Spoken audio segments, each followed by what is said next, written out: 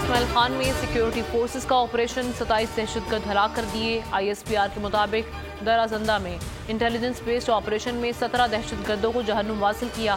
कराची में 4, दरबान check post पर 6 अमन दुश्मन मारे गए। ऑपरेशन के दौरान दहशतगर्दों के ठिकाने तबाह। फायरिंग के तबादले में 2 सिक्योरिटी एहलकारों ने जामे शहादत नोश किया। धमाके के नतीजे में इमारत गिरने से 23 फौजी शहीद हुए।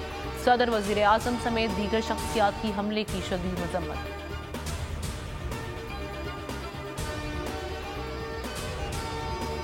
अल अजीजिया रेफरेंस में नवाज शरीफ बरी, इस्लामाबाद हाई कोर्ट ने महफूज फैसला सुना दिया।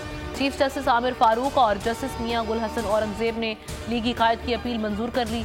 रेफरेंस दोबारा एहतसाब अदालत भेजने की नैब इस्तदा मुस्तरद। आजम नजीर तारड़ ने मीडिया से गुफ्तगू में कहा, नवाज शरीफ आज सुरखरू हो गए, अदालत ने मेरिट पर रिलीफ किया।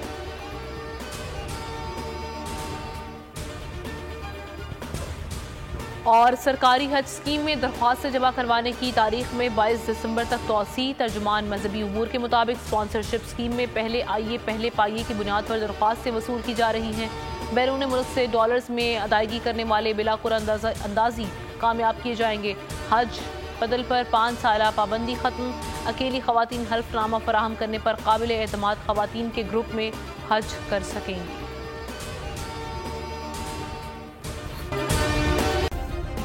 सब्सक्राइब करें और बेल दबाएं ताकि कोई खबर रह न जाए।